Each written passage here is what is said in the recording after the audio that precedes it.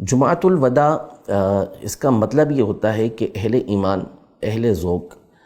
یہ رمضان کے آخری جمعہ کو رمضان المبارک کی جدائی کے حوالے سے اظہار غم کرتے ہیں، اور ان کو جو غم اور دکھ ہوا ہوتا ہے کہ رمضان کے اندر وہ عبادت نہ کر سکے جو کرنا چاہیے تھی، نہ جانے ہم اپنی مغفرت کروا سکے نہیں کروا سکے، اس لیے وہ جمع ہو کر کچھ اشعار پڑھتے ہیں، دعائیں کرتے ہیں، التجائیں اللہ پاک کی بارگاہ میں کرتے ہیں۔ تو ایسا کرنا جب نیت حسن کے ساتھ ہے، اچھی نیت کے ساتھ ہے، تو اس میں کوئی حرج نہیں ہوتا۔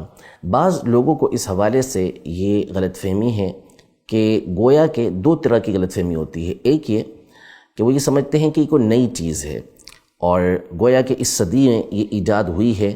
اس سے پہلے اس کا کوئی وجود نہیں تھا۔ دوسرا وہ یہ سمجھتے ہیں کہ اس کو اہل سنت یہ لازم سمجھتے ہیں، حالانکہ یہ دونوں غلط فہمیاں ہیں۔ اول تو قدیم سے ہمارے اسلاف بزرگان دین وہ جمعۃ الوداع یا الوداع ماہ رمضان کے حوالے سے اپنی کتابوں کے اندر بھی تذکرہ کرتے رہے ہیں، اور بزرگوں کے حالات بھی اپنی کتابوں میں ذکر کرتے رہے ہیں۔ مشہور و معروف بزرگ ہیں امام ابو الفرج عبد الرحمن ابن الجوزی رحمۃ اللہ تعالی علیہ، جن کا سن وفات 595 ہجری ہے۔ اس میں انہوں نے انتقال فرمایا، یعنی 6 صدی ہجری کے بزرگ اور معروف ہستی ہیں۔ انہوں نے مکمل ایک رسالہ وداع رمضان کے نام سے تحریر کیا ہے جو مطبوع بھی ہے۔ اسی طرح حافظ ابن رجب حنبلی رحمۃ اللہ تعالی علیہ، جو مشہور محدث ہیں، مشہور فقیہ ہیں، اور ان کا سن وفات 797 ہجری ہے، یعنی 8ویں صدی ہجری کے یہ بزرگ ہیں۔ انہوں نے اپنی کتاب لطائف المعارف کے اندر پورا ایک چیپٹر وداع رمضان کے حوالے سے تحریر کیا ہے، اور اس میں اسلاف کے واقعات ذکر کیے ہیں کہ کس طرح وہ رمضان کے جانے کا غم کرتے تھے اور رمضان کے آنے کا انتظار کیا کرتے تھے۔ یوں ہی حافظ ابن حجر حیثمی الشافعی رحمۃ اللہ تعالی علیہ، جن کا سن وفات 974 ہجری ہے، انہوں نے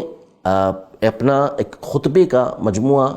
ترتیب دیا جس کا نام ہے النخب الجلیلہ فی الخطب الجزیلہ۔ اس میں آپ نے ایک خطبہ جو ہے وہ خاص اس موضوع پر وداع رمضان کے حوالے سے لکھا ہے۔ یوں ہی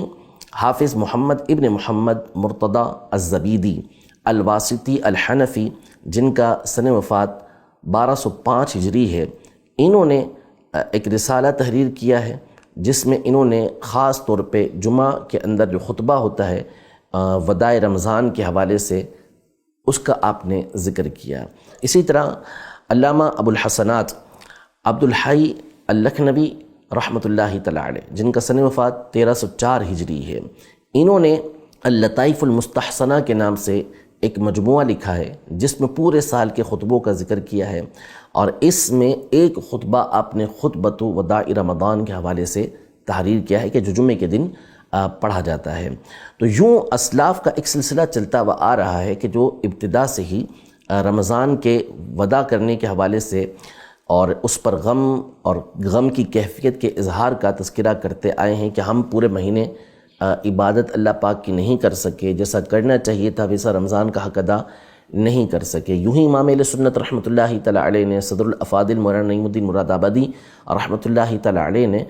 اس کے جواز کے اوپر تصریح فرمائی ہے کہ اس کے جائز ہونے میں کوئی شبہ نہیں ہے، اور آج تک علماء اہل سنت یہ کام کرتے ہوئے آ رہے ہیں، اور ساری دنیا کے اندر، عرب دنیا کے اندر بھی جو علماء اہل سنت ہیں، جو اہل سنت کے مرکز ہیں، وہاں پر بھی اس کا سلسلہ یہ رہتا ہے۔ تو اول تو یہ ہے کہ یہ کوئی نئی چیز نہیں، قدیم سے چلتی ہوئی آ رہی ہے، اور اگر بالفرض نئی چیز ہوتی بھی تو اگر وہ شریعت مطہرہ کے احکام سے ٹکراتی نہیں، اس کے اصول سے ٹکراتی نہیں، تو یہ بات بخوبی واضح ہے کہ اس کے کرنے میں کوئی حرج نہیں تھا۔ باقی رہا یہ کہ اس کو کوئی لازم سمجھتا ہے تو ایسا ہرگز نہیں ہے، اور نہ ہی اس کے اوپر کوئی سختی کرتا ہے۔ جو مناتا ہے سو مناتا ہے، جو نہیں مناتا اس کے اوپر کوئی حرف نہیں ہے، البتہ منانے والے کو کوئی برا نہیں کہے گا۔ البتہ اس میں یہ بات ضرور پیش نظر رہے کہ جو بھی جمعہ کا الوداع جمعہ مناتا ہے وہ شریعت مطہرہ کے دائرے کے اندر منائے گا، وہ کوئی ایسا کام نہیں کرے گا کہ جس کی وجہ سے شریعت مطہرہ کی خلاف ورزی ہوتی ہو۔ اور اسی میں سے ایک یہ ہے کہ جو نہیں مناتا اس کو برا بھلا نہیں کہا جائے گا۔